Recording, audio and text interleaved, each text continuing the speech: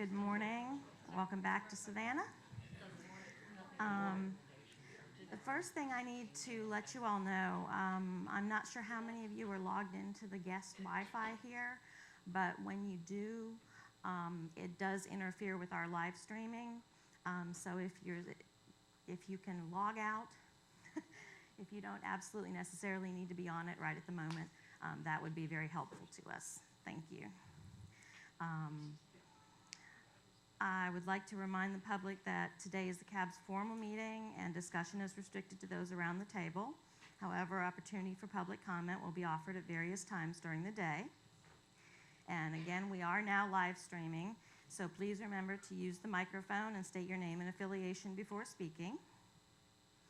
And at this time, I will turn it over to Harold for his opening and voting on the draft EMSSAB chair's recommendations. This meeting is convened. Ladies and gentlemen, please rise for the Pledge of Allegiance and remain standing for the national anthem.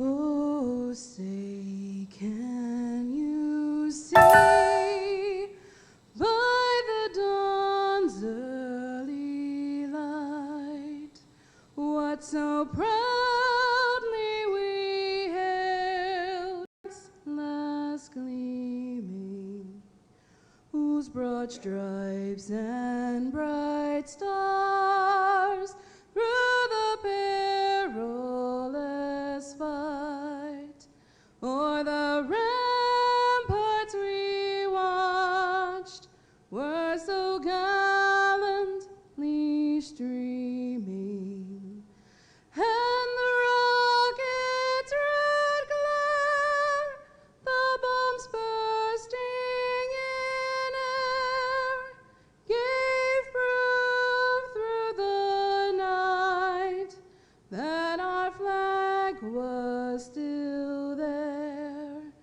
Oh, say does that star-spangled banner yet wave o'er the land of the free and the home of the brave?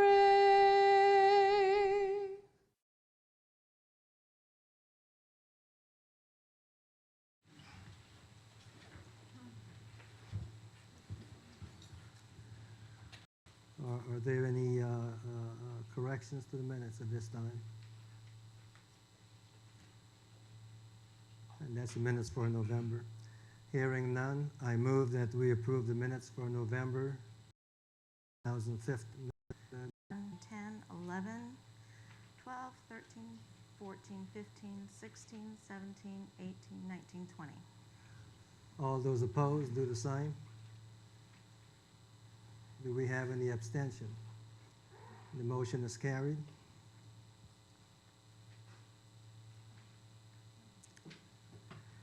The next item on the agenda, we're going to discuss two recommendations that came from the chair's meeting. Annually, we have a meeting in the spring and a meeting in the fall that comprise of all of the chairs, vice chairs, and members of the CAB support team. Well, all the local board, the teams from the local boards join the secretary most of the times, and if she's not there, the principal, deputy, assistant secretary, Mark Whitney, is in attendance, and sometimes both. And so these products that are developed applies to all 8 boards. We seem to have the same thing in common. The two that we're going to be looking at today, one relates to funding of the local boards to be able to accomplish the mission that have been assigned to us. The second deals with contractors providing incentives back to the community I will tell you, when I read the draft, I sent an email to Tina in terms to compile some of the information, what our DOE, what DOE is doing within the community, and what the contractors are doing. And what I got back is like 5 or 6 pages of information that on things that the contractors are doing, things that the Department of Energy Savannah River is doing in collaboration with the various universities and college to provide programs that are unique to Savannah River, to provide grants, to provide scholarships, working within the communities to do a lot of things. So for us, we were already doing what the recommendation is asking. However, based on the content in the recommendation, I feel that we need to support that. The recommendations will go back to the local board. They will vote on it. We are not allowed to make any changes on the recommendations. And then it goes back to the DDFO or the DFO at headquarters. So without any further ado, I will ask Nina to read the first recommendation. So the first one that we're going to talk about is the funding. SSAB members commit their time and resources as volunteers to help further the U.S. Department of Office of Environmental Management cleanup goals. Resources are required to ensure the ability of the individual boards to meet the expectations of the DOE, local stakeholders, and the public. The SSAB recommends 1, funding for each of the member boards that comprise the SSAB needs to be at an adequate level to fulfill obligations and commitments in order to 1, provide informed recommendations on DOE cleanup, and 2, provide the diverse public with meaningful opportunities to influence cleanup decisions through an open and transparent process. And there was one typo that I brought up, I think, when we were in Oak Ridge, and they didn't fix it. Sometimes SSAB is one word, and then sometimes it's 2.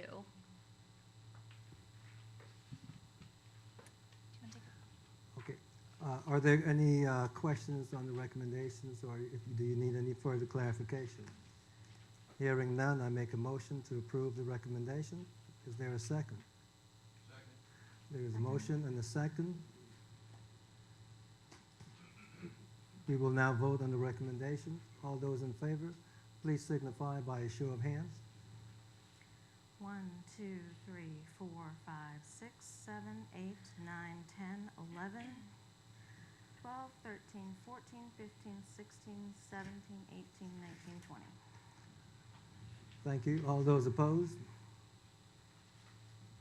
Is there any abstention? The recommendation is approved. Next. All right, so number 2. So this one went through a lot of reworking. Communities across the country have been adversely affected by the legacy of research and development of nuclear capabilities that occurred during World War II and Cold War eras. The resulting cleanup of contaminated areas in these communities is ongoing and managed by the U.S. Department of Energy's Environmental Management Program. To date, billions of dollars have been spent on cleanup activities, and this work by DOE contractors will continue into the future. The Site-Specific Advisory Board believes that contractors be encouraged by DOE to become good stewards by investing resources back into the communities that serve them. Whether it is for scholarships to local students, goods purchased from local stores, resources provided to local food banks, or community development grants, these efforts give back to the community. By investing in affected communities, the DOE contractors help revitalize those communities and foster healthy relationships between the DOE and local stakeholders. DOE contractors can impact communities, and the SSAB asks DOE to encourage those practices by making community investment provisions part of the evaluation criteria for cleanup contracts. The SSAB recommends that DOE 1, incorporate planned investment within the community as a weighted factor in the proposal evaluation process of all contractors, and 2, provide information to local boards on community investment provisions included in the request for proposals. Any further clarification on the recommendation? Hearing none, we will now vote on the recommendation. All those in favor, please signify by a show of hands. 2, 3, 4, 5, 6, 7, 8, 9, 10, 11, 12, 13, 14, 15, 16, 17, 18. Thank you. All those opposed? 1, 2. Is there any extension?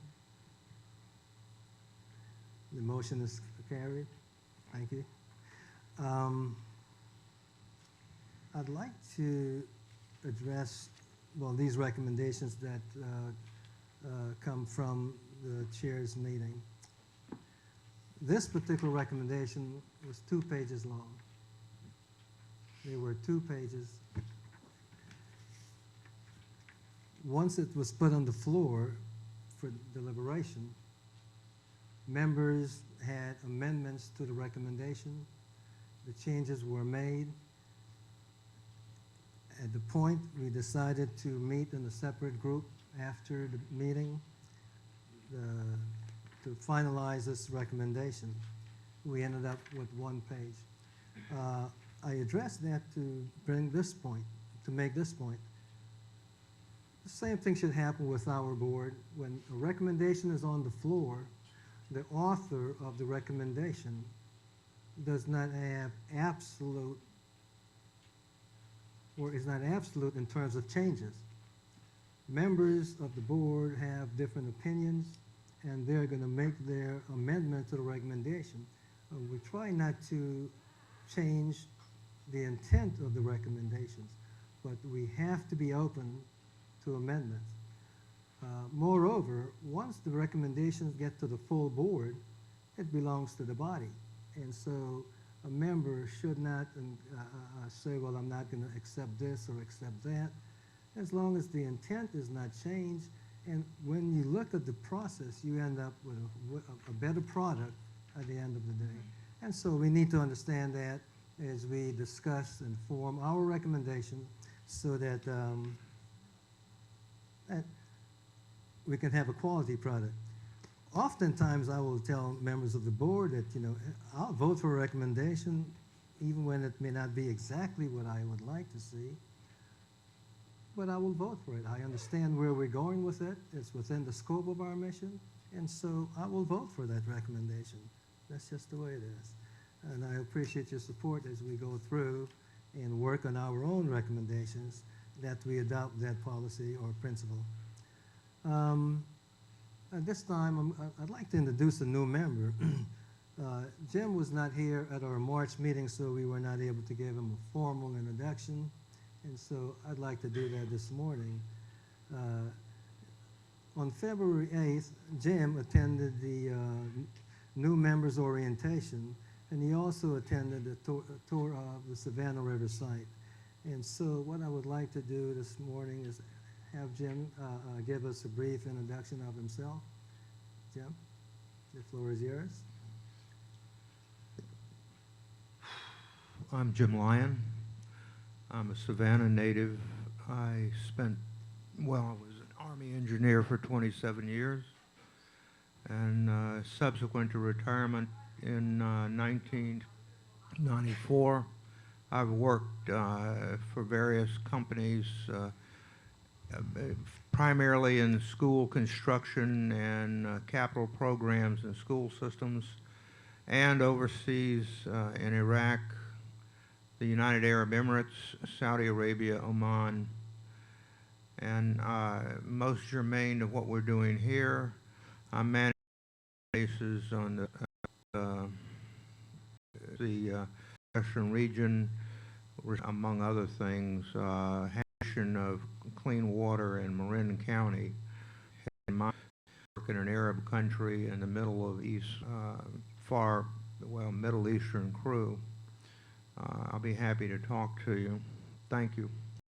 Okay, that I'd like to just share the diversity of viewpoints. Important for me to ensure that all CAB members have the opportunity to express their concerns or their views, to express their concerns. Finish early, then you can leave early. But, okay, Gil.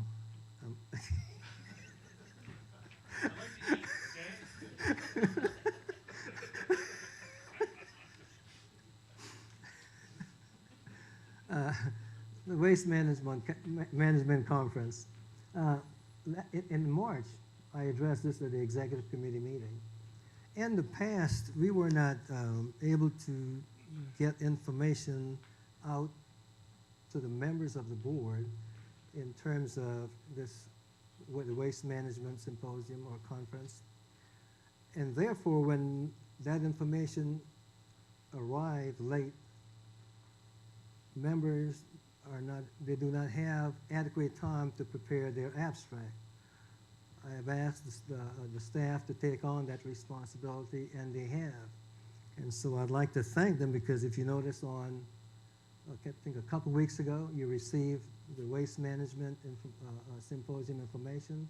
This way you can start looking at it, you can start determining if you want to participate. If you do, you come up with an outline of your abstract, you finalize it, and I think the abstracts are due sometime in July 15th. So if you would like to attend, complete that abstract, get it in, it will come to the executive committee, we will review that abstract and select one person. We only have funding for one person for the Waste Management Conference. Monitoring the Defense Nuclear Facilities Safety Board's website. Right before I took over as the chair, Marilyn was the chair at the time, and she invited the DNSF folks down at one of our meetings to give us an overview. And I was a part of that meeting. I think there were like 3 of us, because the rest of us had to leave, I guess, to get back home. But I find that information to be very helpful.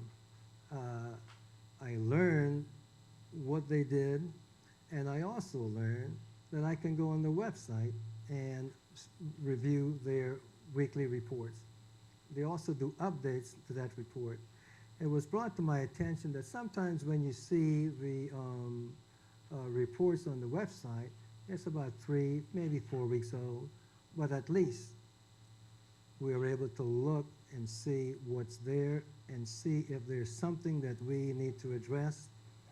I've asked the chairs yesterday at the executive meeting to take a look at this so that we can come up with a strategy on how to do this, whether we will have one person and rotate that person, or one person per committee. And so I rely on their feedback, and we'll take a look at that and determine what our strategy will be in terms of reviewing that website to see what's on there that are of concern to us.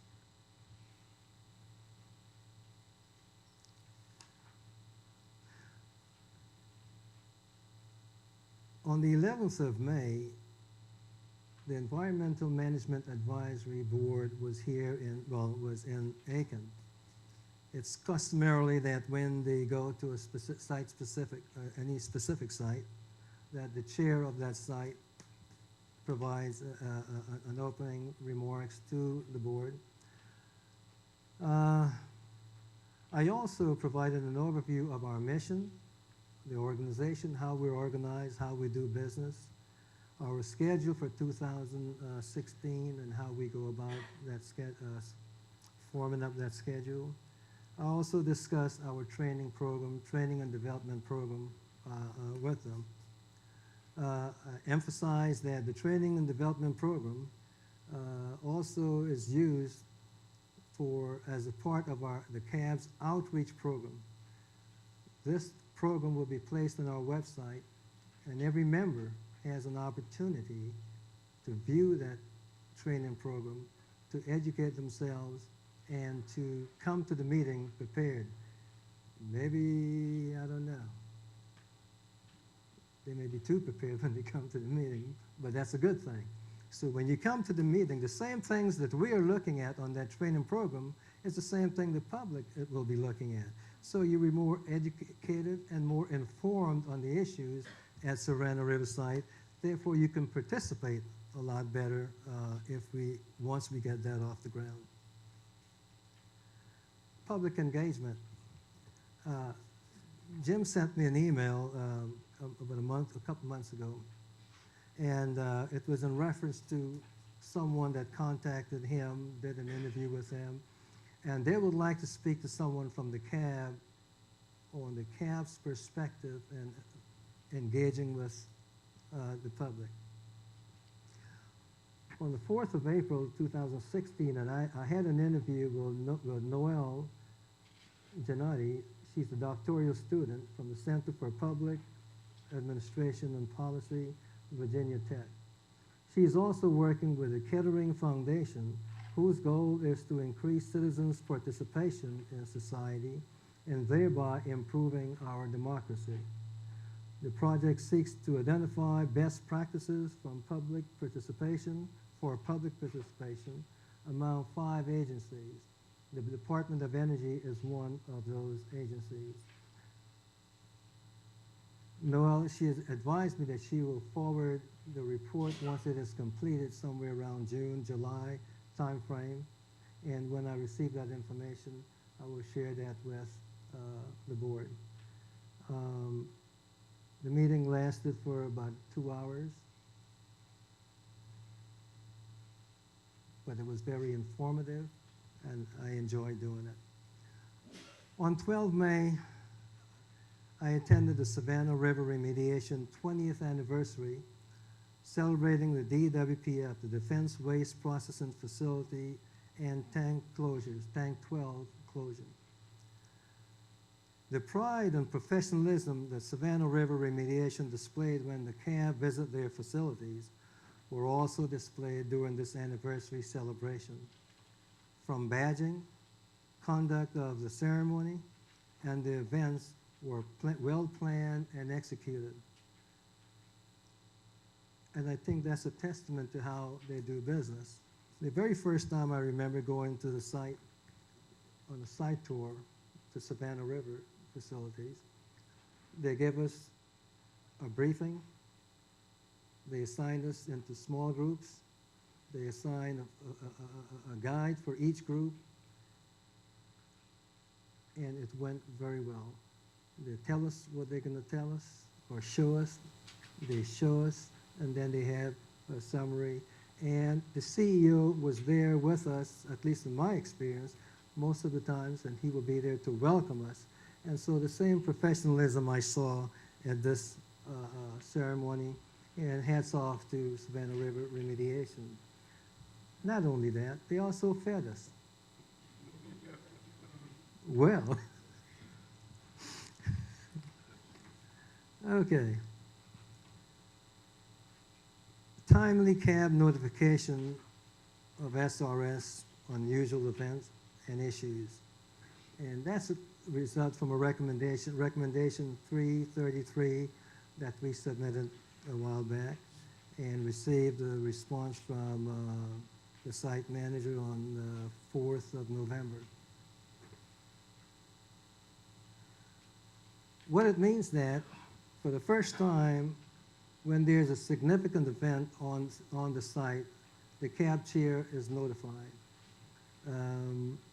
We were in Oak Ridge in April, and Michael, during one of our breaks, we sat down and he provided an update on a couple of issues that were going on. I came back, I got an update from Pat on different issues, and to my surprise, I got a telephone call from Jack, the site manager, providing me an update. And so it is working, and what on each of those updates, what I normally will ask either Michael or Pat is to provide an update. So what will happen is you will receive an update from your DOE point of contact at your committee meeting. We will receive an update at the executive meeting. So we all will be informed, because some things they're still investigating and they have to wait to get additional information, but at least we will get an update until that issue is resolved. I have about a few more pages, but I think I'm going to stop at this point.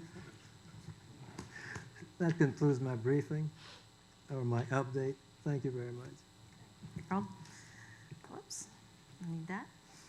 Okay, let's go over the meeting rules. Help us to adhere to our agenda timeline. Please do not dominate the discussion or have side conversations. As another gentle reminder, make comments at a microphone and state your name and affiliation when speaking. Listen and respect other points of view. Participate and ask questions to seek clarification, and take a moment now to put everything on silent. Today's meeting agenda, we will start with the agency updates from the following: the Department of Energy, Environmental Protection Agency, and the South Carolina Department of Health and Environmental Control. We will have public comments and then take a break. After the break, Bob Dorr will give the Strategic and Legacy Management update, and we will hear presentations on recruiting and retention from Carol Berry, Larry Lang, and Lee Moody. Dr. Jean Rhodes will round out the SNLM presentation by discussing wild hogs. We will then break for lunch. Following lunch, Eleanor Hobson will give the Administrative and Outreach Committee update. Then Earl will give the Waste Management Committee update, and we will hear a presentation on the liquid waste system by Larry Lang. Tom Barnes will give the Facilities Disposition and Site Remediation Committee update, and Chuck Hunter will tell us about air emissions on the Savannah River site. We will have another break, and then on to Larry Powell with the Nuclear Materials Committee update, and a presentation by Jay Ray on the Nuclear Materials 2-year look roadmap. Following the presentation, we will vote on the draft recommendation that was discussed yesterday, Nuclear Materials Operations Review. Finally, we will have public comments and adjourn. So, we will start now with the DOE update. I believe, Terry, you're going to give that? Yes, Terry Spears, Deputy Manager, DOE, Savannah River. It's a pleasure to be with you here, all of you, in the beautiful old town of Savannah. It's a lovely place and a lovely time of year to be here, so welcome. I thought my remarks were extensive, but after Harold's, I'd have to say that you probably take the record, Harold. But they are relatively extensive, so I'm going to dive right into them. Since we last updated the board, SRS has and all of you should have copies of this, so if you want to follow along or take notes on there, please feel free to do so. Since we last updated the board, SRS has had a busy and productive 2 months. We've closed the 8th radioactive liquid waste tank ahead of the revised milestone, and we've hosted a number of VIP visits and meetings at the site. Our guests included the Chinese Peaceful Use of Nuclear Technology meeting, which was hosted by the Savannah River National Laboratory, and an environmental management advisory meeting, which was also hosted at the Savannah River site. In April, a group of Office of Management and Budget representatives responsible for funding for DOE's Office of Environmental Management and for the National Nuclear Security Administration, as well as NASA, came to visit us, along with David Klaus, who's the Acting Undersecretary for Management and Performance. They were here for a deep dive into the nuclear materials missions at Savannah River site and the EM-NNSA partnership at the site. The 3-day visit also covered the liquid waste program, and I must say that went very well. On May the 12th, we celebrated with Dr. Monica Reglabuto, the DOE Assistant Secretary for Environmental Management, or EM1 as we call her. 2 outstanding milestones in the SRS liquid waste program spanning 20 successful years, thanks to the dedication and diligence of our SRS employees and the cooperative collaborations with our regulators and neighboring communities. We were pleased that Harold, that you could join us representing the CAB for the celebration. We're very proud of over 2 decades of keeping all of us safer by reaching new levels of progress in the Savannah River site's risk reduction work. These accomplishments truly do set SRS apart in the DOE's complex. We specifically recognize the 20th anniversary of the operation of the Defense Waste Processing Facility and the operational closure of Tank 12. Both of these milestones continue to demonstrate that we're dispositioning waste effectively and we're protecting our communities from the risk that this waste represents. Keep in mind that the first tank closures at SRS occurred in 1997, nearly 20 years ago. So 20 years of DWPF, 20 years of tank closure, and 20 years of what we believe is incredible performance within the complex. Also, we celebrated our unique partnership with South Carolina Department of Health and Environmental Control, the Environmental Protection Agency, Region 4, and the Nuclear Regulatory Commission, SRS Citizens Advisory Board, community organizations, stakeholders, and the public. SRS has long enjoyed a legacy of community support. All of us working together as a team have paved the way to where we are and where we're going in the future. As part of the day's events, Dr. Regalabuto also rode the DWPF shielded canister transporter as we moved the 4,000th DWPF canister into Glassway Storage Building number 2 for interim storage. It was a great day for SRS, and it was excellent barbecue. It truly was excellent barbecue. But we're now back onto the work ahead.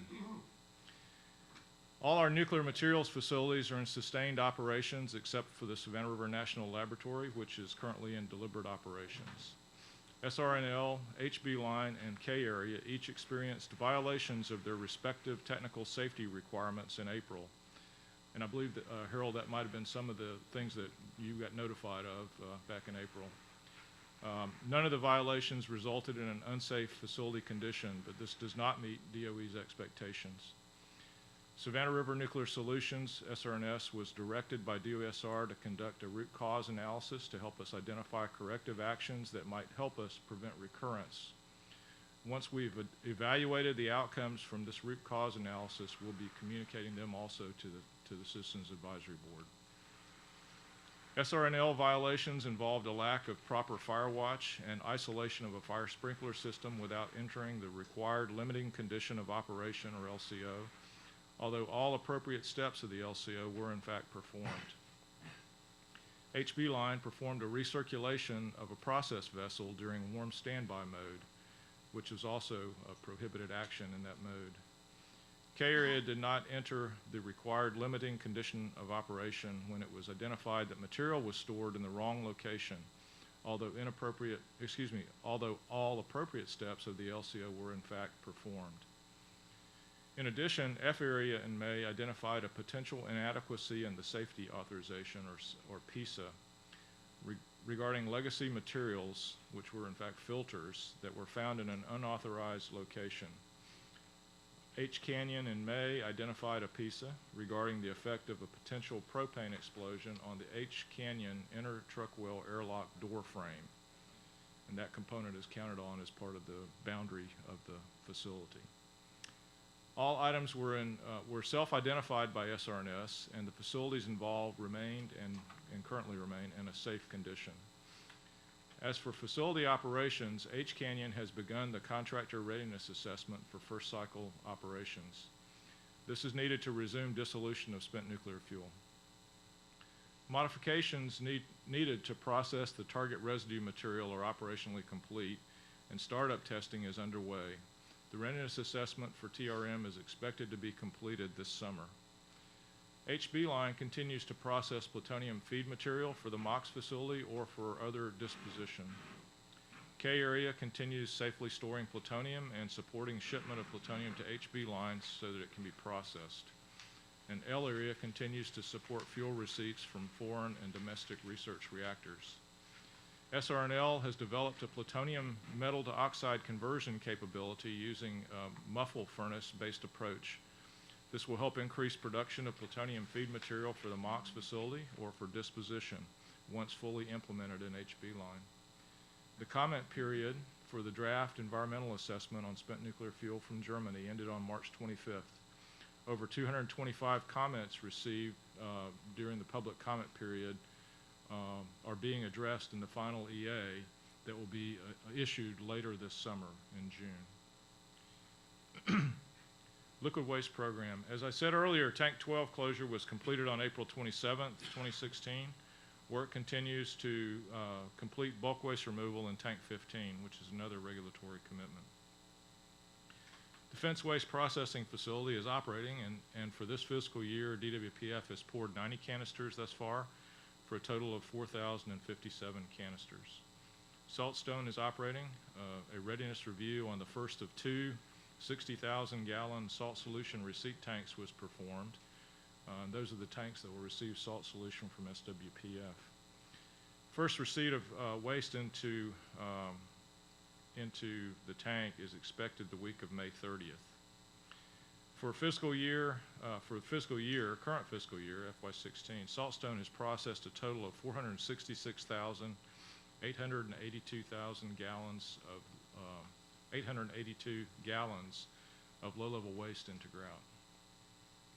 The interim salt processing unit, consisting of the actinide removal process and the modular caustic side solvent extraction unit, or MCU, during this fiscal year, these facilities that are closely related, closely coupled, are operational, and they've processed a total of 659,000 gallons of salt waste. Saltstone Disposal Unit 6, the first mega decontaminated salt solution disposal unit, is 90% complete. The concrete shell has been constructed. However, the water tightness test did not meet requirements. The first repair attempt of injecting epoxy along construction joints was not successful. An alternative repair method and path forward to install an interior liner has been proposed and is currently being pursued by the contractor. Infrastructure to connect the disposal cell to the Saltstone processing facility is also currently being installed. We anticipate being able to announce construction completion of the salt waste processing facility soon and look forward to planning a June celebration. For the fiscal year, the solid waste management facility has disposed of 3,423 cubic meters of low-level solid waste and 828 cubic meters of low-level waste from the Naval Nuclear Reactor program. The facility has also shipped 17.7 cubic meters of mixed low-level waste off-site for disposal.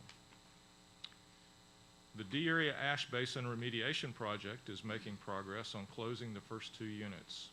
Geosynthetic materials are being installed. The project team is working with South Carolina DHEC and EPA to resolve water management issues. All RCRA and CERCLA milestones and commitments have been met on or ahead of schedule at the site, and we've not received any notices of violation. On April 12th through 14th, representatives from EPA Region 4, South Carolina DHEC, and both in Columbia and Aiken, conducted the 2016 annual unannounced RCRA compliance evaluation inspection for compliance with the hazardous waste regulations. One noted discrepancy was an incorrectly labeled hazardous waste drum. The problem was corrected, and our contractor performed an extent of condition review on all waste drums and found no other issues. EPA and DHEC will prepare 2 separate reports with the results of the 2016 inspection. SRS hosted the 2nd annual SRS Ultimate Fishing Challenge in cooperation with the U.S. Forest Service, DOESR, and the National Wild Turkey Federation in May. The catch and release event was held on Elk Lake at Savannah River site and was open to the wounded warriors and mobility impaired fishermen. We always get a big kick out of hosting those folks out there for hunts and for fishing. We had 20 fishermen that participated this time, and all the fish they caught were returned to the lake, and I'm certain there were some big ones that were caught out of that lake as well. On April 20th and 21st, the annual unannounced Resource Conservation and Recovery Act RCRA groundwater comprehensive monitoring evaluation was conducted by the South Carolina DHEC.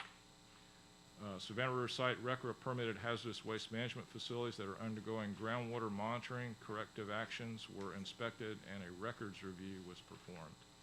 Items noted during that inspection included a gate that was found open with a damaged lock at the sanitary landfill.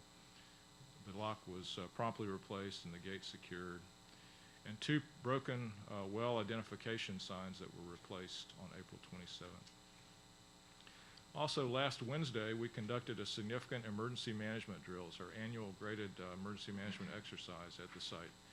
It involved multiple facilities, multiple contractors, a very complex scenario. The SRS team performed well in responding to the exercise scenario. This is important because it helps us ensure we're prepared for potential adverse real-world events. Additionally, emergency management has been an area of concern for the Defense Nuclear Facility Safety Board for quite some time, not at Savannah site particularly, but at DOE as a whole. And the board has issued 2 recommendations to the department on this subject. Our performance has demonstrated the work we've put into bolstering the site's emergency management capabilities and shows that they've paid off. I and my boss, Jack Craig, continue to be very pleased with the progress that we continue to make at Savannah River Site, and that concludes the agency update. We definitely appreciate all the board members' participation on the Citizens Advisory Board, and we look forward to your recommendations. And with that, I'll open it up for any questions. I have my senior staff here to help me answer those. Thank you. All right, do we have any questions around the table? Yes. Dan? Dan Kaminsky, CAT. Just a quick question on the violations that were noted here. Seems to me that some of these are out of SRR. And just wondering if we're getting the public's bang for the buck for this operational pause. Are Seems you, like- Gil, specifically speaking of the nuclear safety basis violations, the TSR and LCO violations? Correct. They had the entire pause looking over all processes, procedures, and it seems that we're right back with some violations. Yeah, they're all nuclear materials facilities, so SRR wasn't involved in those, but I'd like to get, Pat, would you mind? They're all Pat's facilities. I'm going to get him to address that, but there is some relationship certainly back to the conditions that we observed as we went into the pause. But Pat? Pat McGuire with DOE. Terry's correct. None of those involved the Savannah River remediation. They all involved Savannah River Nuclear Solutions. They manage and operate the Savannah River National Lab as well as K area. Some of the other issues Terry talked about also involves the H Canyon facility and the F area facilities with where the solvent filters were. So Dan, you're absolutely correct. Since we went into the operational pause and then very deliberate operations and then exited that into sustained operations, obviously the contractor put a lot of corrective actions in place to prevent recurrence of the issues that occurred back in September, where operators, when we talk about this, and it's one of your recommendations you're going to vote on today, deliberately and willfully violated procedures. So we are concerned, were those corrective actions effective and are they sustainable? And as Terry said, we directed the contractor to do a root cause analysis to figure out and determine why, after we spent so much time into operational pause and deliberate operations, are we still seeing issues? Now, issues will occur. Humans are performing work, humans make mistakes, and we understand that. So we wanted to make sure, are there any significant issues that are underlying that led to these TSR violations? I will share with you that for the majority of the issues involved, the people believed they were following the procedures. Okay, they thought they were doing the right thing. And as an example, with the SRNL Fire Watch, they brought a man lift to change some lights in an overhead, and you had to go through various portions of the facility with chains and barricades. And after the work was done, they moved this man lift outside. And they thought they were outside where the fire watch was required. They thought they had exited the building far enough that a fire watch was no longer needed. So the individual thought, well, I no longer need to do my fire watch, and left the area. Soon after, within 10 minutes, another coworker came up and said, this isn't right. So that's a little bit different from what happened back in September. Somebody willfully violated procedures. Work wasn't reviewed in a timely manner and things of that nature. These instances, people really thought they were doing the right thing. So there's maybe a lack of training, a lack of understanding, lack of follow-up. And so those are what things we want them to, evaluate the root cause on, to see what are those issues, and is there any systemic issues that weren't identified previously that we need to put more sustainable corrective actions in place. So the department, as well as the contractor, is taking this very seriously. And so, but it's still isolated and still involves the M&O contractor, Savannah River Nuclear Solutions. I'd just add one thing thank you, Pat, that was good. That, we have significant defense in depth, not defending any of the actions, but certainly, as I said here, that, we remained safe and we continue to remain safe. So as we do our safety analyses, we build in the technical safety requirements to protect the bounds set in the analysis. we build our procedures then to protect the TSRs. So what we'd like to do is make sure that our procedures are complied with, obviously, so the TSRs are never touched. Therefore, you're very conservative with respect to, you know, the safety envelope being well within safety boundaries. Even though the contractor did violate these, we did remain well within the safety envelope and didn't experience safety issues. But it is our licensing, essentially, basis for operating these facilities. It's the safety envelope that the Department of Energy approves, and therefore we wanted to be rigorous in how we view the adherence to these technical safety requirements. So you might have noted a couple of these that the appropriate actions were in fact taken, but they just never entered the LCO. And so, you know, we still believe that's a violation of these technical safety requirements. So we'll continue to enforce our expectations with respect to adherence to those requirements fairly rigorously. Thank you. Tom or Bill, is that yours? Okay. Bill Roten, CAB. Terry, a question related to Saltstone Disposal Unit 6. Do we know what the nature of that liner is going to be and how much it's going to cost and who's paying for it and when's it going to be done? I think we know some of that, Bill, and I'm going to ask Jim Folk to help me out with that. Yeah, hi, Jim Folk, Dewey. We're still in this discovery phase right now. We've identified a type of liner. Industry produces, I think there's between 2 and 6 kind of viable candidates for that. So what we have to go through now is the process of selecting it. You know, what's the durability of that liner? How well will it stand up to extended use, exposure to the saltstone material and the like? So there'll be a series of tests that go on, just as we did before with the coating we were going to put on that SDU. So it'll probably be several months till that evaluation is done. Right now we're looking at probably toward the end of the calendar year to pretty much install that new liner and complete all the testing will be about March or April of next year. So it'll be an ongoing type of thing for several months. But our expectation is in the end that we'll achieve a watertight container, which is what we're committed to do. And the part about who's paying for it and how much that bill is likely to be? Yeah, I don't think we know exactly what the cost is going to be yet because there's still an evaluation going on to determine, you know, kind of the total approach that we're going to take as Jim described. That will emerge here over the next several months, and we'll certainly inform the CAB. And certainly its costs will be borne. I don't want to speculate on that at this time because I'm not sure all the contracting arrangements here that we have. Jim, do you want to comment on that? Can you just say no? We'll see what Bill says about it. You're exactly right, Terry. Until we get to you know what the final answer is, what it is, I will say from an overall perspective, the project is still well under its total project cost estimate.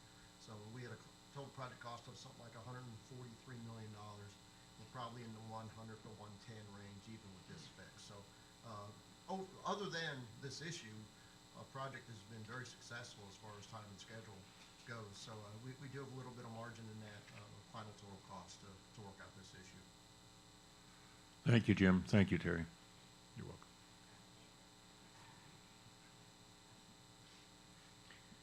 David Hoyle, CAB. Terry, can you comment on the status of DOE's negotiations with regulators concerning missing the deadline for startup of SWPF? I can't directly because I haven't been directly involved in those this time, but Jim can. I remind you of the duck on the pond and, you know, no action on top, lots of action underneath. I think last time I was here reported to you that we had offered a resolution to DHEC.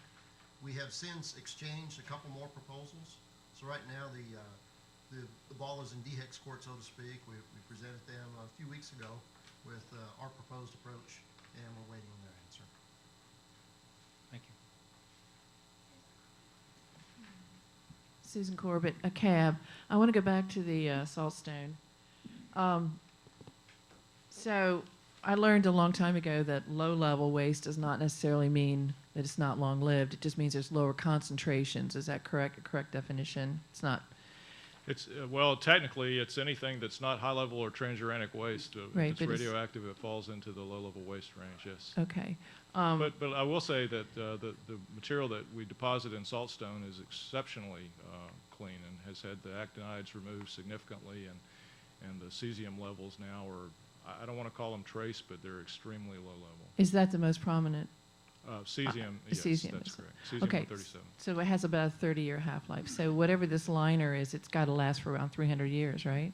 I would expect so. I'm not an expert on the liner, but I think certainly But that would be it a goal, right? That we want this to not leak for at least 300 years, right? Well, I think that would probably be appropriate, yes. But I'm Okay. speaking Do specifically they make from my liners that don't opinion, leak for but 300 years? I'm sorry. I think it's reasonable, yeah. Okay. Also, alternative repair method. Okay. Well, I guess we'll hear more about that at some point. You also said that the facility has shipped 17.7 cubic meters of mixed low-level waste off-site. Where is that going? Those go to commercial disposal Is it Clive, facilities. Utah? Yes, among others, yes. Where else besides Clive? Does it go to Barnwell? No, nothing goes to Barnwell. Do you have the facilities in mind? There's a couple of ones Yes, that there's accept several, WCS, I think one was mentioned. WCS. Permafix out of, I believe they're out of Tennessee. There are several of those kind of processors across the country that'll take care of that material. Does that go to shallow? Are they doing shallow land burial at those sites? Is that what they do with it? I don't believe so. I believe most of those actually have treatment. Now, WCS will do burial, but most of those actually have a treatment where they'll treat the various components of the waste and then separate and dispose as appropriate. They're licensed facilities, and they're certainly something that can be looked up on the internet, but they're licensed to manage the waste, and we pay a fee, and they take care of it. What? Okay, so is that waste coming from the reactor? Where is that coming from? Where's that? Just site operations. You might have contaminated oil or something like that has to be dealt with. Okay, and It's very low quantities, by the way, very low volumes. All right, that's all for now. Thank you. Okay, do we have any more around the table? All right, thank you, Terry. Thank you. Now we will call on the EPA to give their update. I'm John Richards with EPA Region 4. My colleague Jennifer Tufts is here with me in the back. We're subbing for Rob, that I think most of you know, Rob Pope. He's on other travel this week and next week. So we're happy to be here. And we normally participate in your subcommittees, YouTube, conference phone, on every other month. But it's one of my first times for the full board in quite a while. I've worked on Savannah River over 25 years. I'm regional radiation expert in our region.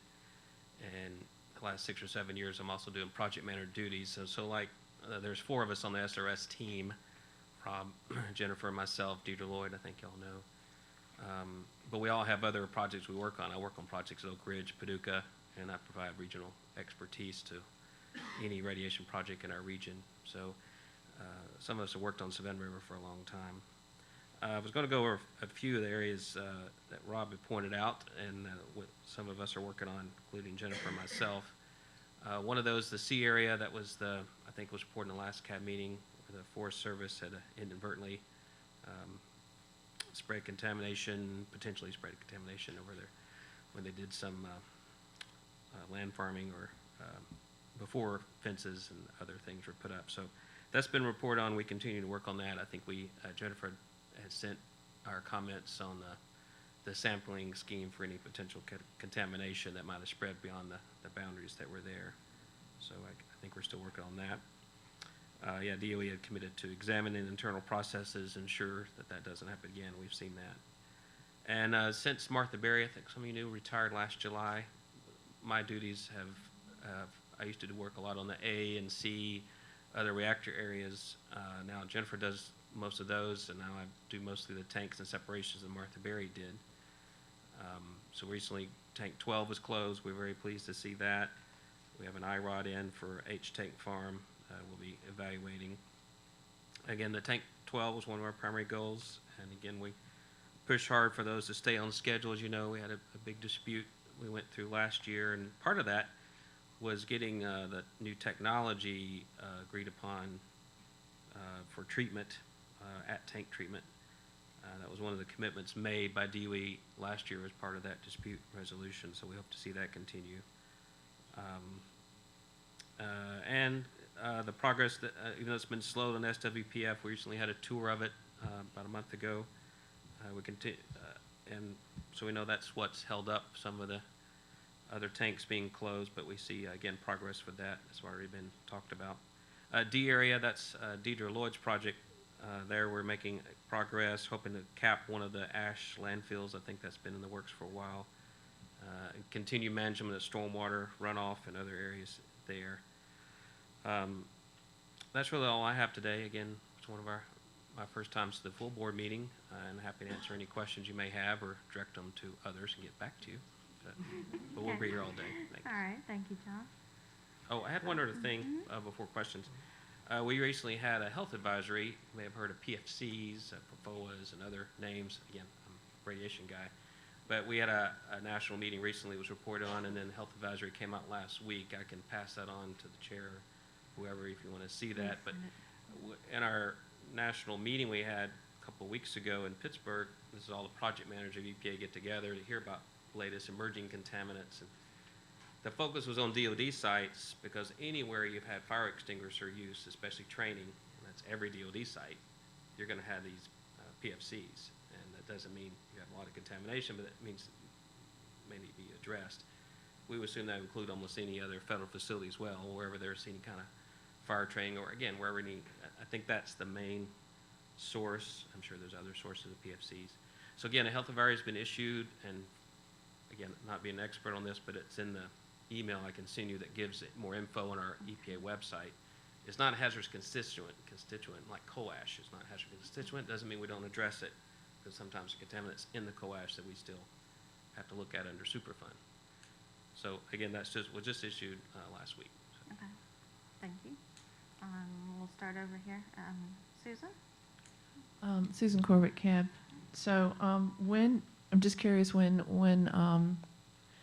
a tank is closed, do they report to the EPA how many curies are actually left in that tank? You get a report on the status of, because there's various levels of how they can clean. Each tank is different because of what's in it. So do you get a report on how much is actually left there? Yes, DOE sends, obviously, with the wastewater permit at South Carolina, they can address more fully what they receive. We receive the same things they do, because under their permit, again, under Superfund, the closure of these tanks as well, and their FFA.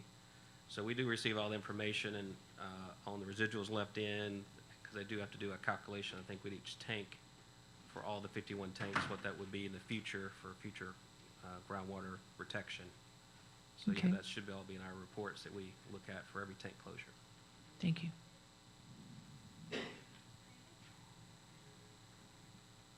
David Hoyle, CAB. I was wondering, how concerned is EPA over the shutdown of one of the two remaining evaporators in the tank farm with its effect on tank closures? Well, any issue like that we are concerned with, and that was one of the things that came up in our dispute last year that Rob and I, and Martha Berry, before she retired, were trying to address with South Carolina, that any of those that would hold up tank closure or slow it down or cause deadlines, milestones to be slipped is always a concern to us, and we do express that as we can at our level. And again, one of the things we were hoping with this new technology that would speed up future tank closures.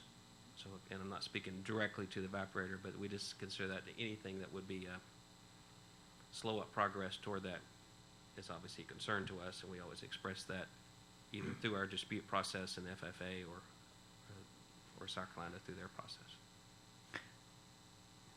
Has DOE or the contractors requested putting waste back into clean tanks as a result of not having the evaporator operating and needing more tank space to operate with? Yeah, and I think DOE can speak to more of that themselves, but that the bulk waste removal has been one of those issues that we've been dealing with over the last year, where some of the tanks have had to been reused that were already part of that because of the SWPF not being available. So my understanding in coming and taking over the tank project from Martha Berry, that's been one of our concerns, and whether that should still be a measure is one thing Rob had asked in one of our last meetings, and that's maybe something we'll be working out in the future in our FFA meetings on that. So. Thank you. Excuse me, Jim would like to speak to that. Jim Pope, DOE. Dave, specific to your question, we have not asked for any authority to refill any of the tanks at this point in time due to the evaporator. We had a previous request in looking at some opportunities for processing. That request had been in prior to the evaporator failure. So we're regrouping, taking a look and see what our other options are to optimize that process. I will say to your specific question about 3H evaporator, we are proceeding down a dual path. We're looking at options to repair that evaporator. So we've gone back in and done some things like a dye penetrant test to see if we can identify the weld, where the failure may have been, and then see if we can actually repair that. At the same time, we're going down a parallel path of actually procuring a new pot for that evaporator. So from an impacts to the liquid waste program, while we have to be a little bit more efficient and careful in the water we generate and use, we have projected that we can withstand about a 3-year period to get that evaporator back up and running, one way or another, either repair or replace. And some preliminary discussion with industry has confirmed that they can indeed deliver us a pot within that time frame. So, you know, again, keep our fingers crossed, but looking at our schedule, looking at the projected availability of space that we currently have, we believe we can manage that issue. Thank you. We have any more questions for John? Okay, thank you very much. I think we'll go on to Trey. Hi, I'm Trey Reed. I work South Carolina DHEC in our Aiken office. I'm a program manager there. Shelley couldn't be with us today. Susan Fulmer in our FFA program in Columbia was scheduled to do our update, but she made a trip to Savannah and unfortunately picked up a bug last night. So I will do my best to share their updates that I got at 8:15 this morning. First, I'll share Shelley's prepared statement. DHEC is pleased to have contributed to another successful high-level waste tank closure at SRS, making 8 total tank closures to date. However, we're disappointed by SRS's latest liquid waste system plan, which projects pushing back future tank closures by as much as 12 years.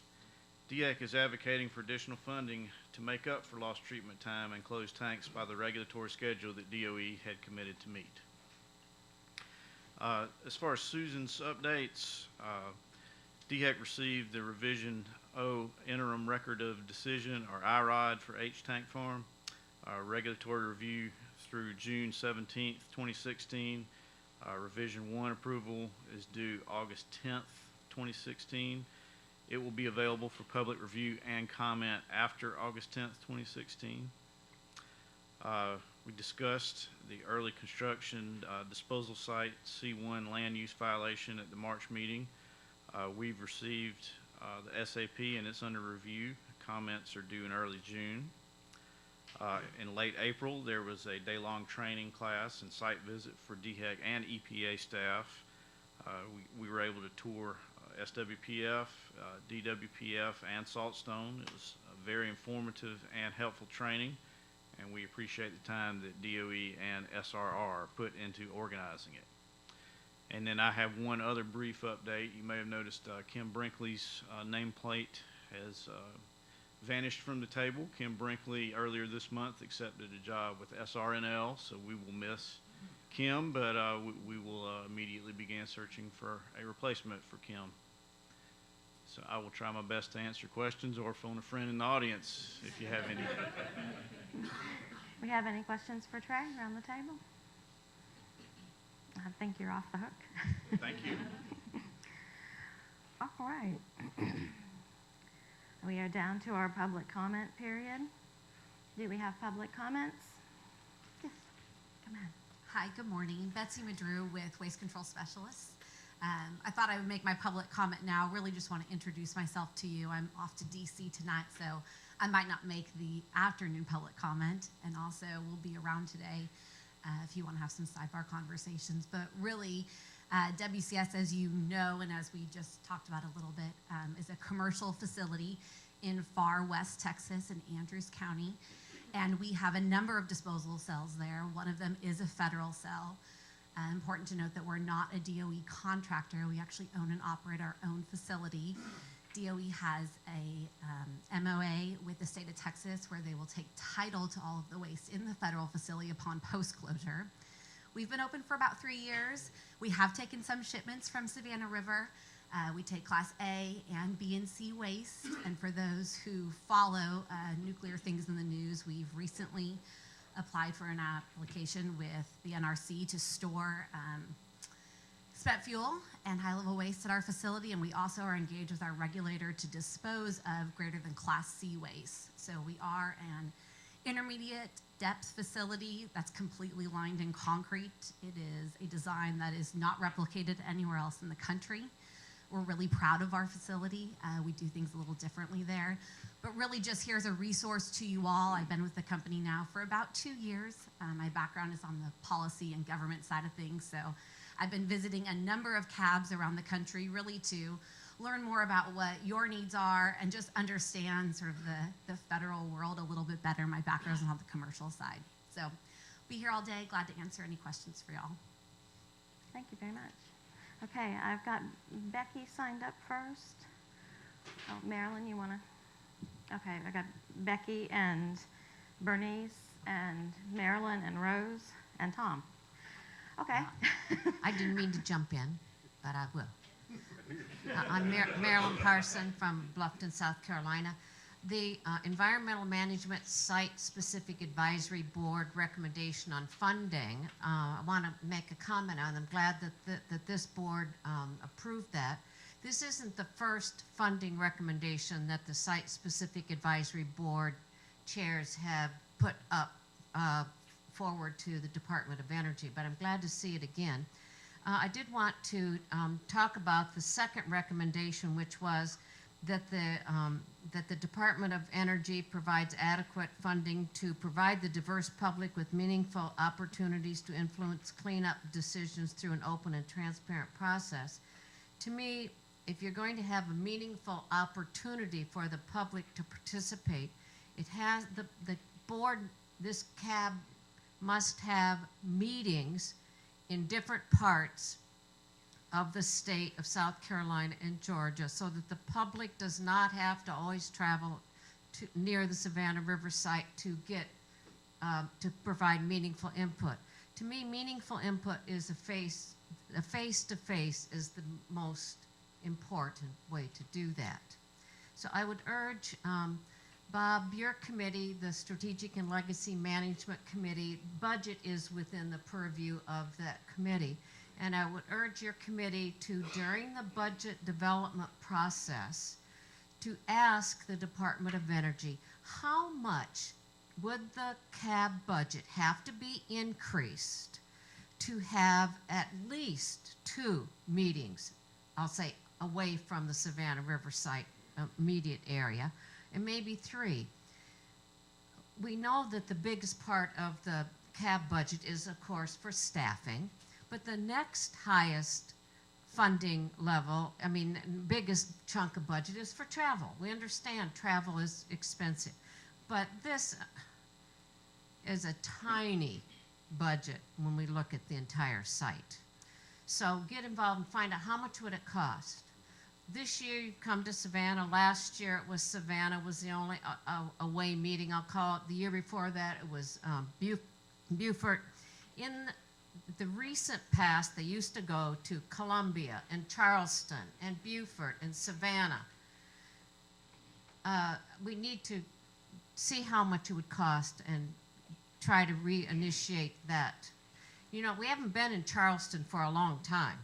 But you know, Charleston, Savannah River doesn't flow through Charleston, but guess where many of these materials that the used nuclear fuel, many of these nuclear materials that end up at the Savannah River site, that's the port of entry.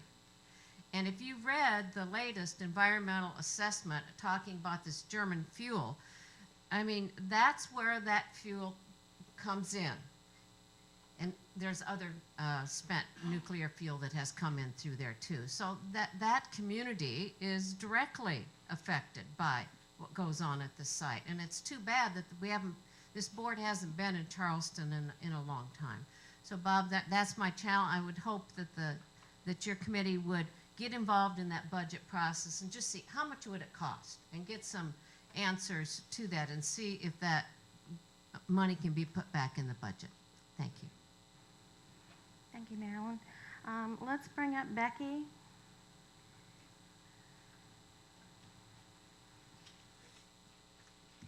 All right. Good morning, CAB. Good morning, CAB.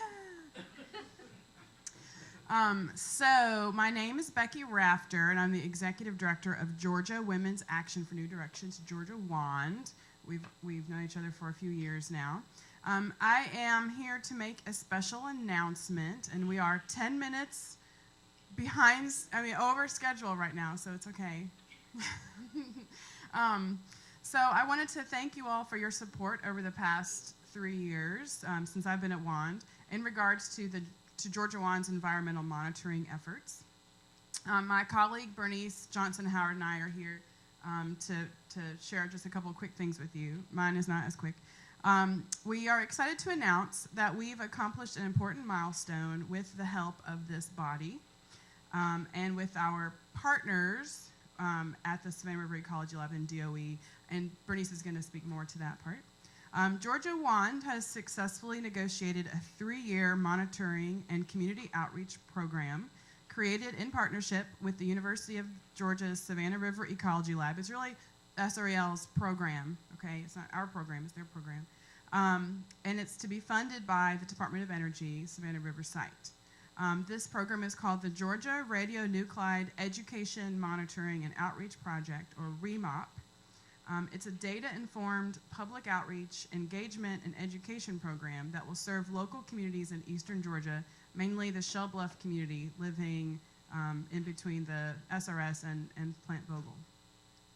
Environmental monitoring analysis will include a full spectrum of radionuclides, as well as mercury, methyl mercury, and a suite of about 20 metals.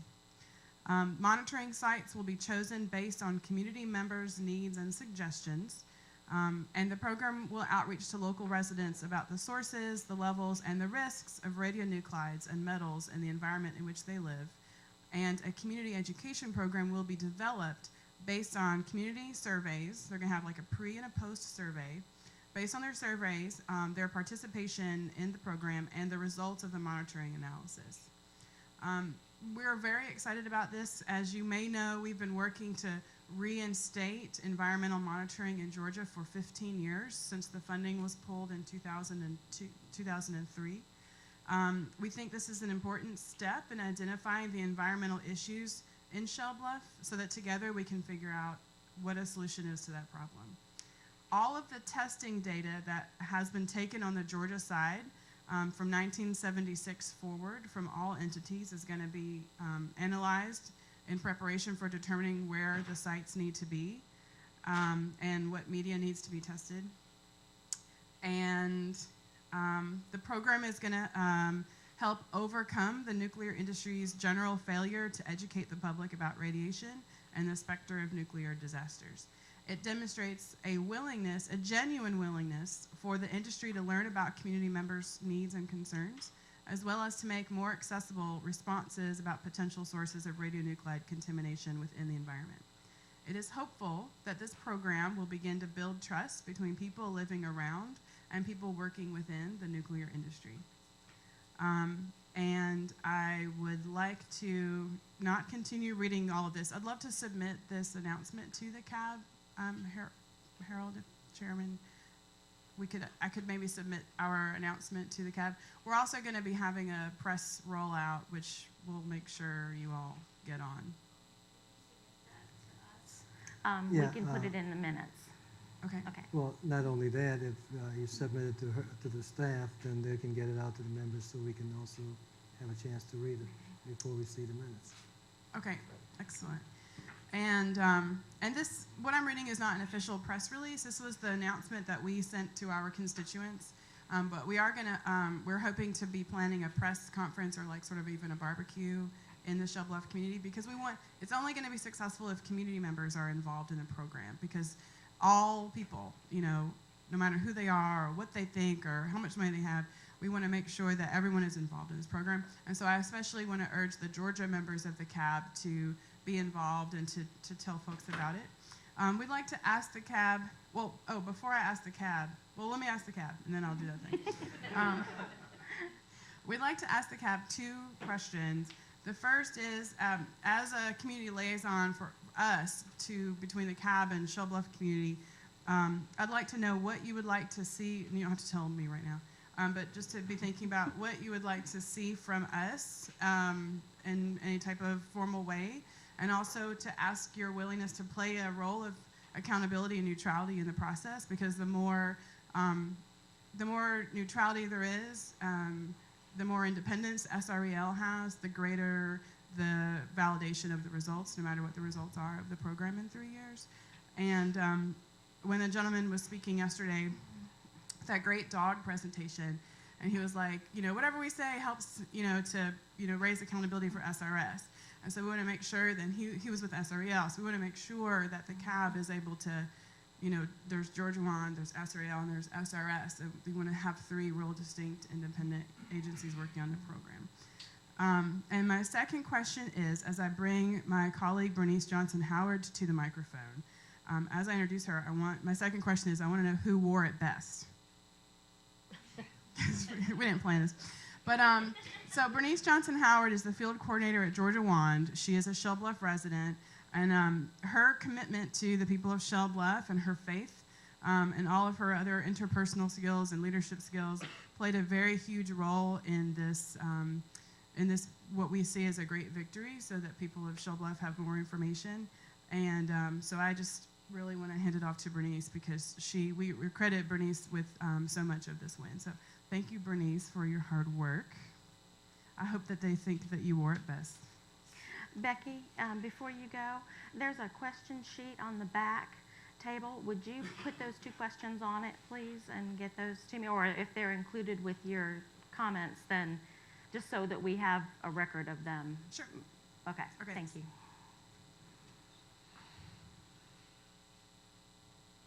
Good morning, everyone. So good to see everybody again. I'll be reading a statement.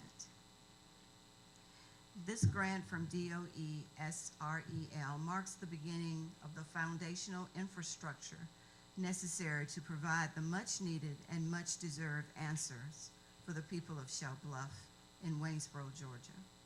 We remain hopeful and prayerful that the information gained from this environmental study will begin the process of healing and wholeness for the residents of Shell Bluff, Georgia, who live sandwiched between 2 nuclear industries that have the potential for extremely hazardous consequences to the residents who share their same environment. The environmental monitoring program is very important to us because we know that nuclear contaminants can be present in air, water, soil, and various food sources, thereby increasing one's potential for exposure and to a subsequent wide array of serious life-threatening health issues. Within that array of health issues may be various forms of cancer, fetal anomalies, and other body system compromises and failures. Infants, children, and the elderly, and women's bodies are more sensitive to nuclear contaminants that enter their bodies through multiple environmental pathways. I would like to thank the DOE, Jack Craig, Angela Adams, Mike Michelanis, and from the SREL side, Dr. Jean Rhodes. I'd also like to thank previous WAN members who started this fight so many years ago. Bobby Paul, Annie L. Stevens, Diane Valentin, the late Reverend Peter Parker, Courtney Hanson, Amanda Hill Atkinson, the Citizens Advisory Board, and all others who lent their time, talents, and prayers to secure this grant. Once again, I say thank you to all of you. Thank you, Bernice. Okay, I know Tom and Rose had their hands up. Do either one of you want to? You want to go first, Rose? Okay. Good morning, Rose Hayes Public. Over the years, I have expressed concern to DOE and SRS about the way in which testing is done and assumptions are made concerning the longevity of the safety of storage procedures. This morning, and this is by no means the only area I'm concerned about, but this morning we talked about the liner and the salt waste operations. That liner, if I understood the conversation this morning, is projected to last for 300 years. There was reference made to some tests that are being done. In the past, tests to determine how long repositories could safely store materials, how long materials could be safely stored in illy defined containers, and sometimes these magic numbers of 50,000 and 100,000 years kept coming up. And when we asked for some clarity about the origin of these assumptions, computer modeling just kept coming up. Computer modeling, again, is a procedure that cannot be demonstrated, cannot be repeated, and therefore it's just a best guess at best. I'd like to ask this morning, what are the procedures for testing for this liner that's supposed to last 300 million years? And when I say what are the procedures, I would like to know the variables involved in the testing. And I assume someone will have to get back to us on that. Thank you. Thank you. Tom, would you like to come up? Okay. Tom Clements, Savannah Riverside Watch. I live in Columbia, South Carolina. Just briefly in response to the comment from DHEC, as you heard, and I think there was kind of a little bit of a jolt in the room about the new waste plan, revision 20, I think it is. I was shocked to hear about the possible extension of 12 years in tank closure. Recently, I asked what the status of revision 20 is and if that's going to be released to the public. The last revision, I think my numbers are right here, revision 19 was dated May 2014. I don't know what the CAB's procedures are for interacting with DOE to receive this kind of stuff. I mentioned that, requested you yesterday to ask about the status of the new strategic plan, the last one, which is 2011 to 2015, but I think this document is much more important for the status of the cleanup and tank closure. So I would request, however you do it, to try to find out when that is going to be released to the CAB and, more importantly, to me at least, to the public, and if there's going to be a presentation on Rev 20 at your next committee meetings or at the full CAB meeting, I think in July. And there's several things to look at in addition to the tank closure dates and where they stand is when the closure of H Canyon would now be scheduled to take place, and also what additional new wastes would go into the tank from processing of such things as targets, German material, or any other spent nuclear fuel at the site or anything to be received. Thank you very much. Terry, you have something to say. Yes, thank you. I just wanted to make two quick comments, clarifications actually. First, regarding the system plan Rev 20, that is currently on our public website, so it is available to the public. If you go to srs.gov, it is available on there. And we anticipate that we'll have a briefing for the Citizens Advisory Board as part of the work plan upcoming on Rev 20. So it is out there, and I think Jim was planning to send something out also on his periodic update that he does for the public. Secondly, I just want to state that my remarks earlier regarding the liner, The liner currently is under analysis. It's being evaluated currently. We haven't really settled on exactly the state of the liner. My comment was that it's reasonable to anticipate that a liner would last some 300 years. Let me also just say, though, that we do a performance assessment. We will analyze the liner as well as the vault construction, the disposal unit construction, to ensure that it's protective of the environment much longer than 300 years. So it'll be protective on out into the very, very, very distant future. So let me just clarify those two things for the public and for the cab. Thank you. Thank you, Terry. Okay, any more public comments? 10:08. All right, we're going to take a break. Say 10:25. It's 15 minutes. Thank you.